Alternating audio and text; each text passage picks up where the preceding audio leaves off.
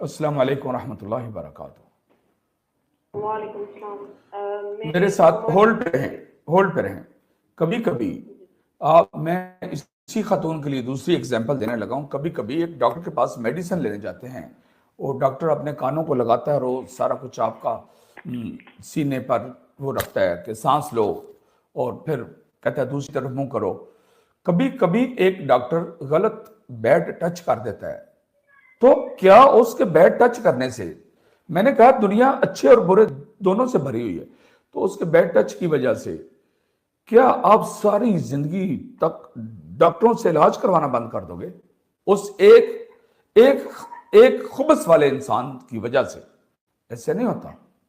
اگر آپ کو وہاں پر یہ کہا گیا تو اس کے بعد آپ چپ کر کے بیٹھ گئے ہو، آپ کو کیا لگا دنیا میں سارے جو لوگ ہیں یہ سارے آپ کو بے پردگی والے فارمولے کا علاج کریں گے؟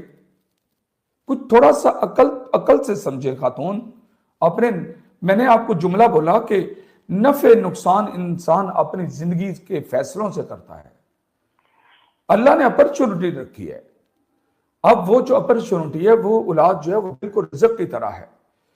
ایک ہے جو اللہ نے لکھی ہے، ایک ہے جو آپ کی کوشش اور محنت کے ساتھ آپ اس کو اپنے مقدر میں کرتے ہو۔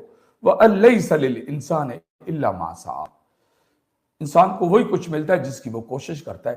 ایک بھائی ہے وہ گھر میں بیٹھا ہوا ہے، ایک ماں باپ کی اولاد سے وہ گھر میں بیٹھا ہوا کام کرنے کے لیے نکلتے ہی نہیں ہے۔